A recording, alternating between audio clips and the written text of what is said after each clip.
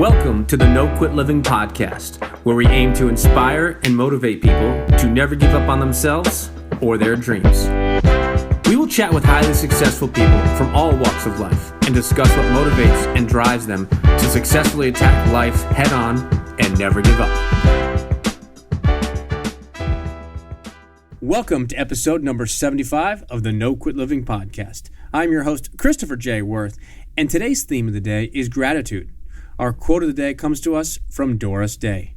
Gratitude is riches, complaint is poverty.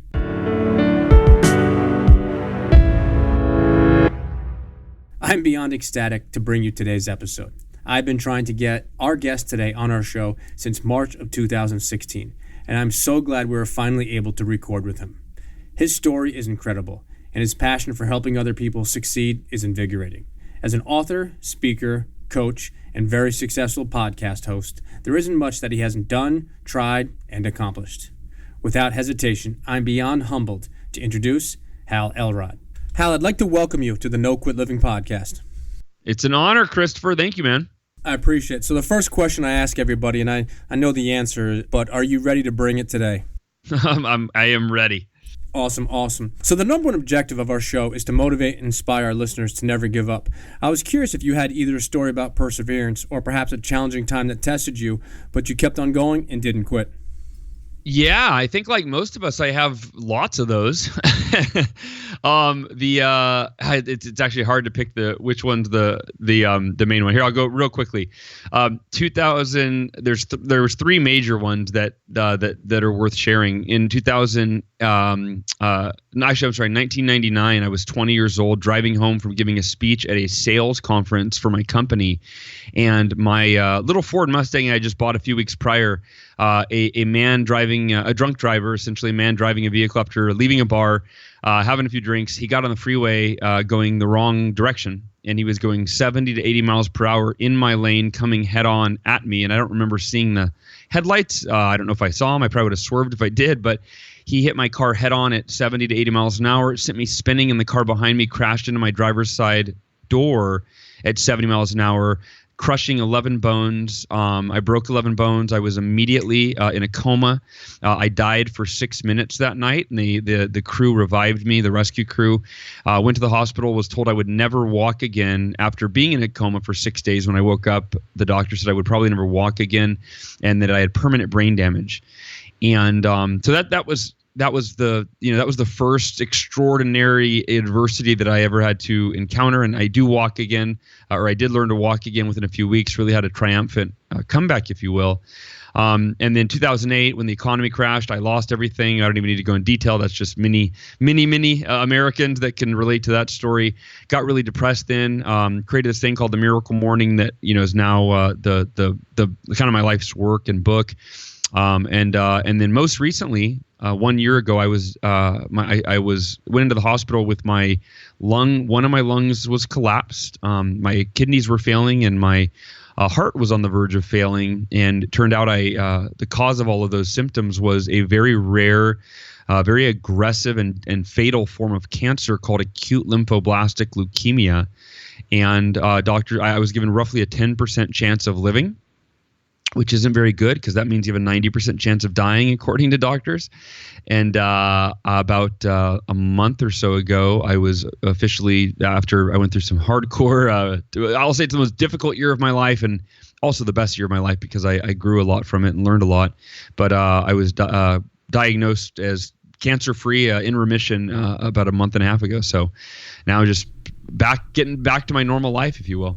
That's amazing. And we spoke briefly before we went live, and just wanted to again congratulate you on that. I've been following some of your challenges the last year on Facebook and Instagram and different places, and I just commend you for not only attacking it head on, which I had no doubt that you would, but also doing it with such a positive mind frame. And I think I can't say from a medical perspective that helps as far as definitely clearing and getting people to the point of getting better, but it definitely helps. And I'm just glad that you are back and getting after it again. Absolutely, man. Thank you for that. I appreciate it. One thing I wanted to ask you just briefly touched on it, is your book, The Miracle Morning. And I was curious a little bit if you wouldn't mind just sharing where the idea came about. I know your story in 2008, having read your book and followed your podcast. I was just curious, where did it come from? Because it's such a simplistic perspective, but it's so profound when you actually put it into action. Yeah. For me, it wasn't a book idea. It was in 2008 when the economy crashed. I really, I didn't like buy into the economic crash, which, I'm no expert, but I just I was very optimistic, thinking, I'll be able to make it through this. I was an entrepreneur, I had my own business. Primarily, I was a coach. I did sales coaching, life coaching a little bit, but primarily with my sales background, I coached salespeople. And then I'd written my first book in 2006. And I had launched a speaking career as well. So I started getting paid, not a whole lot. But, well, I guess it's all relative, but between $1,500 and $3,500 to give speeches, and that was really my dream. Is I really want to be a speaker. And when the economy crashed, and I kind of was like, I don't pay attention to that. I create my own economy.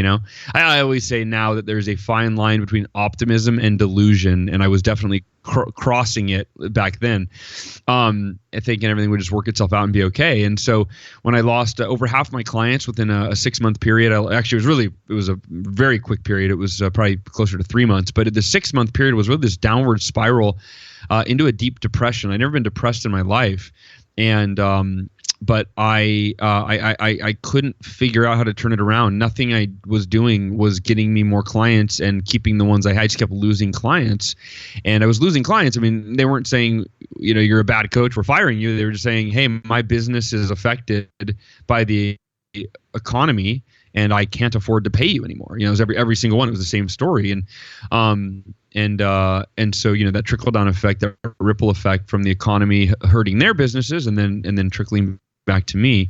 But I essentially a conversation with a good friend of mine, John Berghoff, and who John is actually my business partner now. We run our live events together, but he's one of my best friends, and he's one of the smartest people I know. And so after 6 months, I was talking to my wife one day, and she's like, sweetheart, I hate seeing you all depressed and just sat down. I don't know, you're usually so positive. What's going on? And she goes, why don't you call John Berghoff? He's like, you always say he's the smartest person you know. He can give you some great advice. And when she said that, it only took me a second to realize that was really a good idea, and then to get mad at myself for going, why the hell didn't I call him 6 months ago? Why did I let it get this far? And part of why that is I was a success coach. So you can imagine the identity crisis of when you are failing miserably, and your entire world and job and identity revolves around helping people to be successful. I felt like a fraud. I didn't know what to do. And so this conversation with John led me to real simple: go on a run. He said every morning, go for a run in the morning, or a jog, or even a walk. Just get some blood to your brain so that you think clearer and you feel better.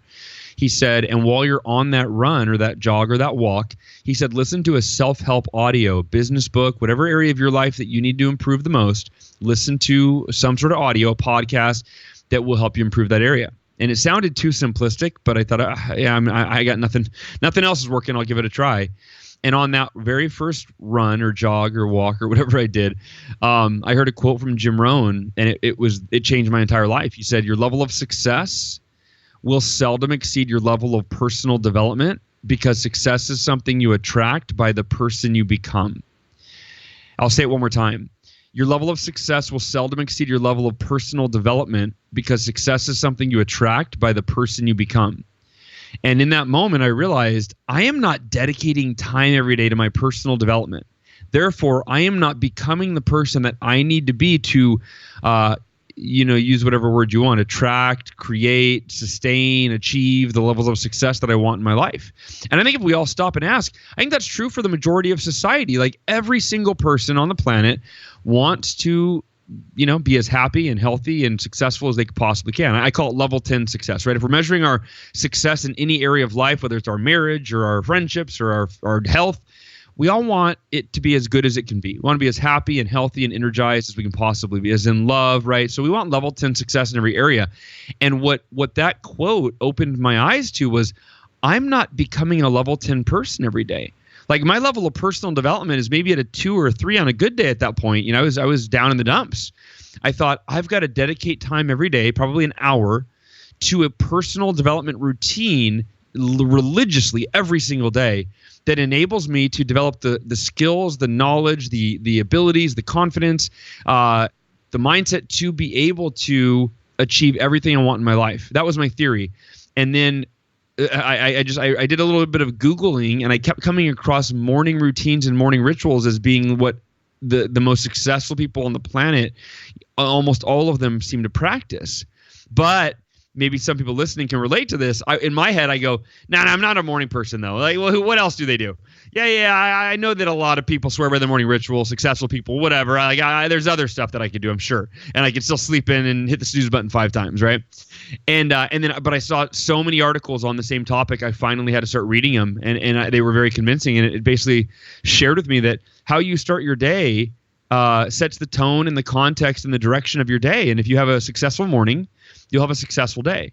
And if you have a successful day and you string together those successful mornings that lead into those successful days, you're going to create a successful life. It's only a matter of time. And it all made so much sense. I finally went, I've got to get up early. I got to wake up an hour earlier. And the next morning, woke up an hour earlier. Before I went to bed that night, I was at a loss for what to do that morning. I thought, I don't want this to just be like, like read in the morning, that'd be good. But I thought, I want this to be the ultimate morning ritual. Like what's the most effective, or maybe the 1 or 2 most effective morning practices that I could implement? And as I'm going through and keep searching online, I just start writing down things that are showing up repeatedly or that I've heard enough about to consider. So meditation was one. Affirmations was another one. Will Smith, he talked about how Ellen asked him how he was the highest paid actor in Hollywood, or one of the highest paid actors in Hollywood. And he said, self-affirmation. He goes, I've been telling myself since I was like 15 years old, I've been using the power of affirmations to affirm what I was committed to achieving in my life and who I was deep down inside that could accomplish all those things. And he said, I just said it over and over until I finally believed it. And then when I believed it, I started to live in alignment with that.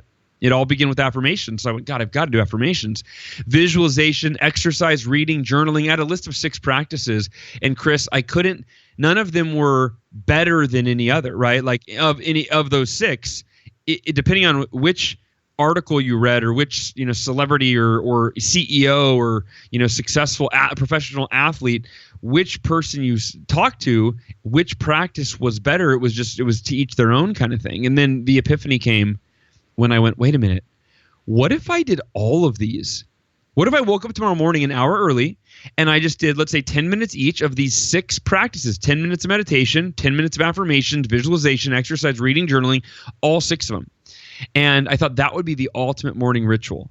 And the next morning I woke up, I did all 6. I sucked at all of them. I was terrible. I didn't know how to meditate. I was like literally Googling how to meditate and like reading and going, okay, I'm going to try to clear my mind. And then my mind's racing. I'm like, God, I suck at this. It's terrible. But even after doing what is now known as the Miracle Morning, it didn't have that name, those 6 practices during that morning, and they're known as the Savers, by the way. So if you have a visual, the acronym SAVERS, the first S stands for silence, then affirmations, V for visualization, E for exercise, R for reading, and the final S is for scribing, which is just a fancy word for writing because a W didn't fit at the end of the Savers acronym. But those 6 practices are where was I going with that? That's right. So I did the 6 practices, and I was really, I was pretty bad at them, but I felt amazing. Relative to how I felt every day for the 6 months before that, waking up depressed, hopeless, scared, anxious. That morning, I felt calm. I felt at peace. I felt focused. I felt like I had clarity. I felt energized. And I went, if I start every day like this, it's only a matter of time before I turn, basically before my outer world reflects my inner world. Because I'm only going to get better at these things, which means that the way I feel will get better. The clarity I have will be even better. The energy, the motivation, the knowledge is going to keep growing as I read every day. And and I thought it's only a matter of time. And so to kind of wrap up the story, it was less than 2 months that I had more than doubled my income. The results blew my mind. I had more than doubled my income. I went from being in the worst shape of my life physically, where I had tripled my body fat percentage in 6 months. I hadn't exercised at all, to committing to run a 52-mile ultra marathon because I hated running. And I thought, what better way to grow than to force myself to figure out how to run 52 miles in one day? And it was 5 months of training, and I completed it. And then the third thing was my depression went away, really the first day. Like I didn't feel depressed anymore because I had hope. now I had hope that if I do this every day, it's only a matter of time before my life changes. And because it happened, I was thinking, though, this was like a 6 to 12 month process. Because it happened in 2 months, it felt like a miracle. So I started calling it my miracle morning. And that's what I wrote in my schedule every day, miracle morning. And it wasn't ever even a thought that it would be a book until about a month later, I was teaching it to my coaching client, Katie. And she goes, gosh, Hal, I'm not a morning person, but everything you said, I basically said everything I just said in the last few minutes. You know, she goes, that sounds really compelling. Like that all makes sense. I can't really deny that.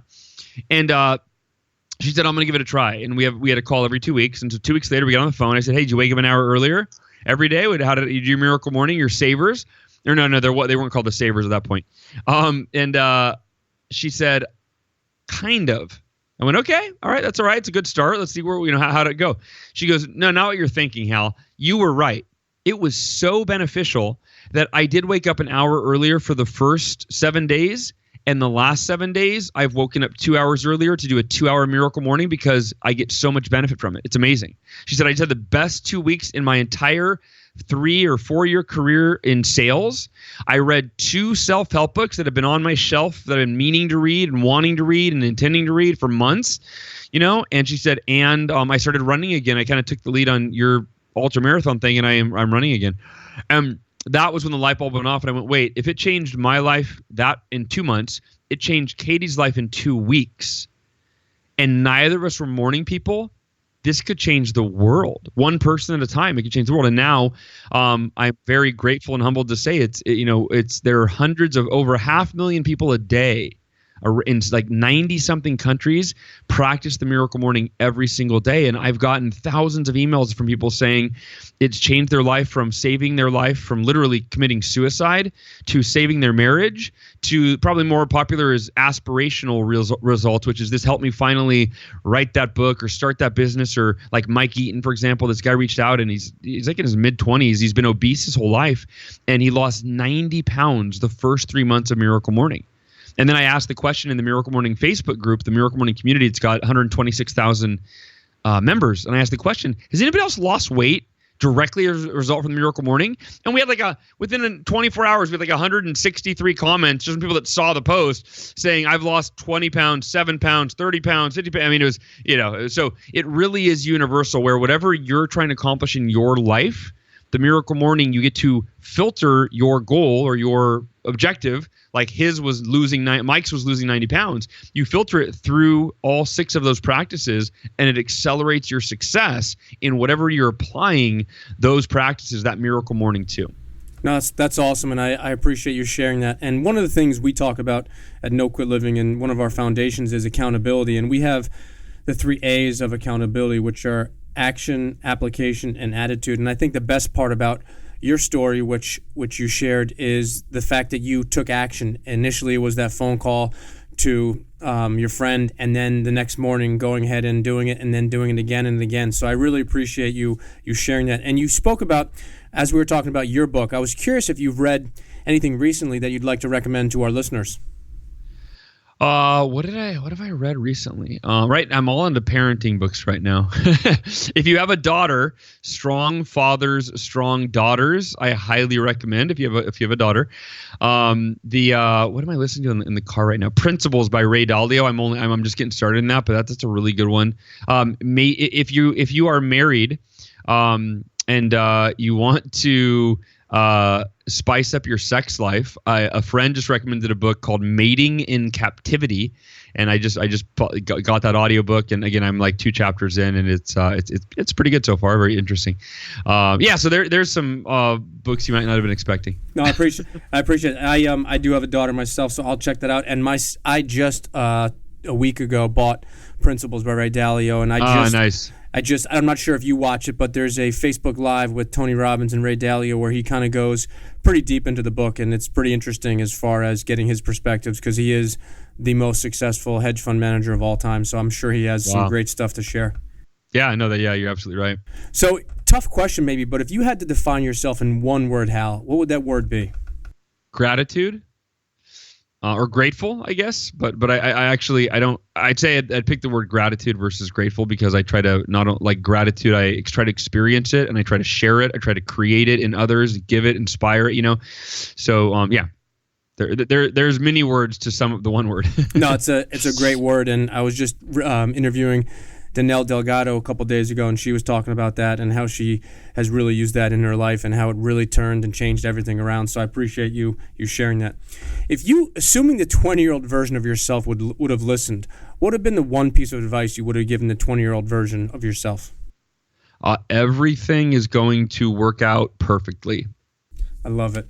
I think so many people, again, it's not with age or maturity or immaturity, but I think a lot of times, especially when you're younger and you're going through different phases of your life, you want to just make everything perfect, and maybe it's the paralysis by analysis concept, but I think that's just great advice that a lot of us could have given to the 20-year-old versions of ourselves. Well, yeah, and here's what the way that perfection to me, while there's a universal definition of it, perfection to me when it comes to our lives is a perspective, right? It's not a definition. It's not an absolute. It's not black and white. It's a perspective. It's that we choose to see every experience of our lives as perfect in contributing to the evolution of who we are capable and destined to become. So, I got chemotherapy yesterday. Right? I'll be getting chemo for the next 3 years. I just came off a deadly cancer that, it's still a huge, all sorts of risks of it coming back and all that, right? But I would have told you every single day of my cancer journey that life was perfect. In fact, it's one of my affirmations, and I'd encourage anybody, if you listen to that and A, you want to learn more about that perspective, or B, you want to learn more because you're kind of skeptical and you're like, I don't buy into that. There's a phenomenal article. It's actually a manifesto by Michael Ellsberg called "What Does It Mean That Life is Perfect?" I highly encourage, it's like a, 10-minute read or something. Highly encourage every person, if you haven't read that, it basically goes very much in deep on that choice of choosing perfection as your kind of dominant perspective through life, that everything is happening for you, not to you. So it's again called "What Does It Mean That Life is Perfect?" Just if you Google "What Does It Mean That Life is Perfect" by Michael Ellsberg, Ellsberg, I believe. Highly recommend to read. No, I appreciate that. You've shared some good stuff, and unfortunately, our listeners have to do a lot of reading now after they get off of this podcast. I know. I'm the same way. I like on one coaching call with my client, I'll recommend 3 books, and then a week later, I'll hear 3 more books. Yeah. I'm in a mastermind group myself, and we talk about books all the time. And 2 of the guys that are in my group always say, every time I come to this group, I always get so much information, but I end up having to do hours and hours of reading. That's right. So you briefly touched on perfection, and I was curious, how do you define success? I would just use a different word for it, which is freedom. I think that success is freedom, and freedom to do what you want with whomever you want, whenever you want, right? In alignment with your values. I think I would add that caveat. I think true freedom is to do all of those things in alignment with your values, your deepest, truest values, because if we can freedom to do what we want when we want with whoever we want. In my 20s, that was doing drugs, right? Which was not in alignment with my highest values, which highest values were health and living a long time. And now maybe you could argue in some of my highest values, being connecting with other people. I was definitely some of those experiences, I think deepened connections with some folks that.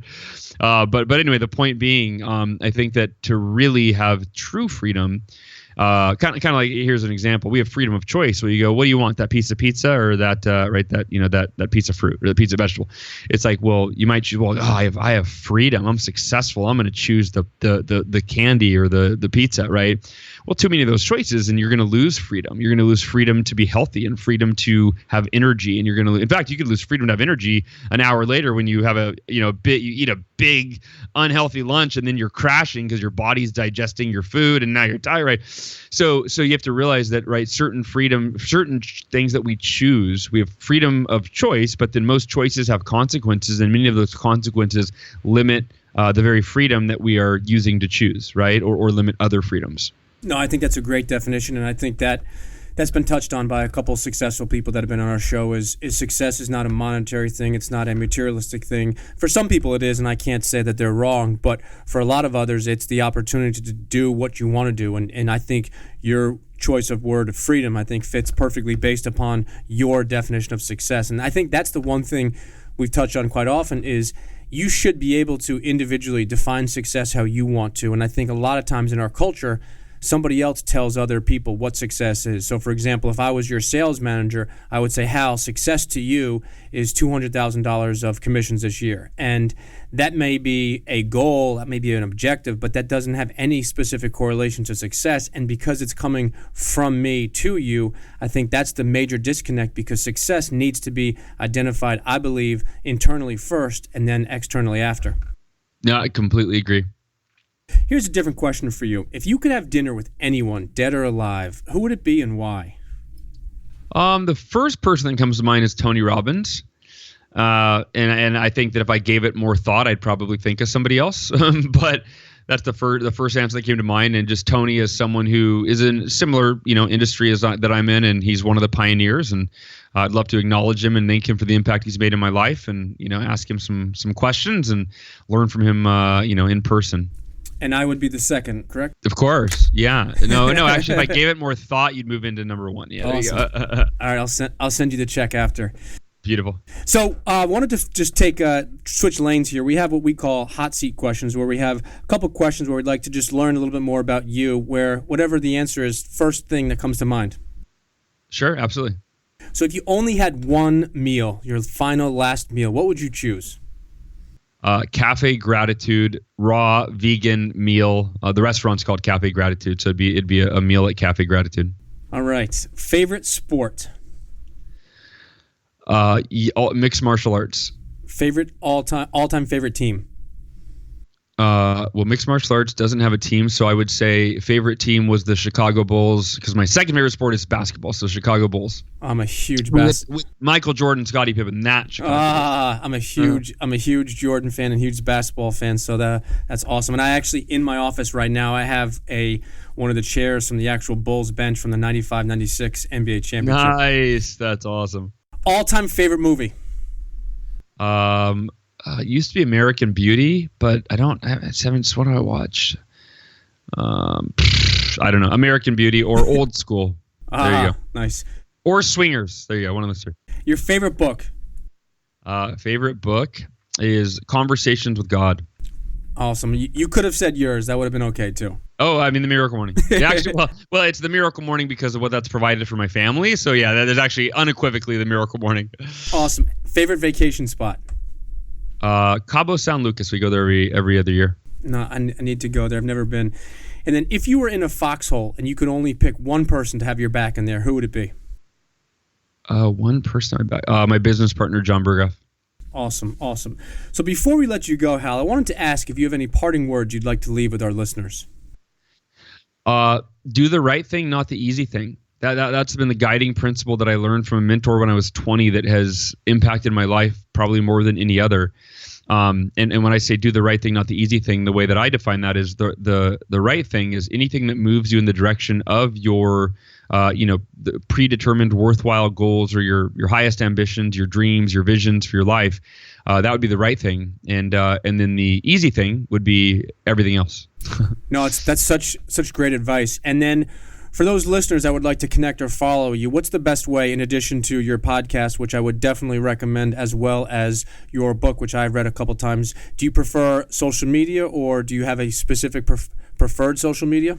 Yeah, if anybody wants to connect with me, halelrod.com, you can contact me through there, and that's got lots of info on speaking or coaching, whatever. And then miraclemorning.com obviously has everything Miracle Morning related. But I would encourage or invite everybody to come join the Miracle Morning community, and it is a Facebook group that I started right before the book came out, just in case people wanted to connect with each other that were reading the book. And I had no idea that it would become one of the fastest growing and the largest Facebook groups in the world. It's 127,000 members, I think. It grows by like a couple thousand a week. And by the way, it's I should actually point out, it's not the quantity of the group that is impressive. It is the quality of engagement. I've never seen a more supporting, vulnerable, loving, helpful group of people that just totally have each other's back. And when someone's new in there and they post, need help with something, they'll get, dozens, if not hundreds of comments with other members, that are helping them.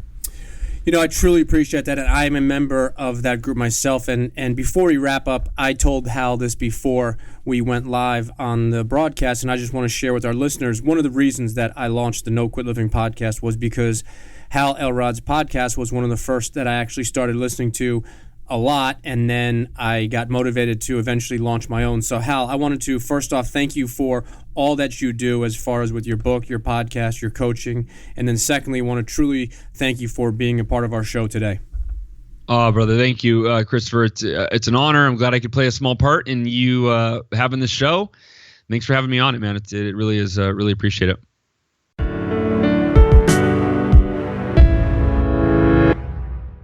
To sum up today's episode in our theme of the day, gratitude, Hal clearly gets it. When I asked Hal for his no-quit story or a story of perseverance, he actually shared 3. After being hit head-on by a drunk driver, then spun directly into another oncoming car, dying for 6 minutes, facing the horrific economic crash of 2008, and then battling cancer in 2016 after being given a 10% chance of living, Hal Elrod has clearly been dealt his fair share of life's challenges. If that doesn't best define a no-quit individual, then I'm not sure who does. Hal is passionate about starting your day off on the right foot. He was clear of the importance of starting each day with a success, and I couldn't agree more. When I asked Hal for his definition of success, he was spot on. He said that he defines success as freedom. The freedom to do what he wants to do, with the people that he wants to do it with, when he wants to. A simple but perfect definition of success. In his parting words, Hal shared an awesome quote. He said, "Do the right thing, not the easy thing." I challenge our listeners today to take a hard look in the mirror and ask yourself 2 questions. Number 1, do you do what's right or do you do what's easy?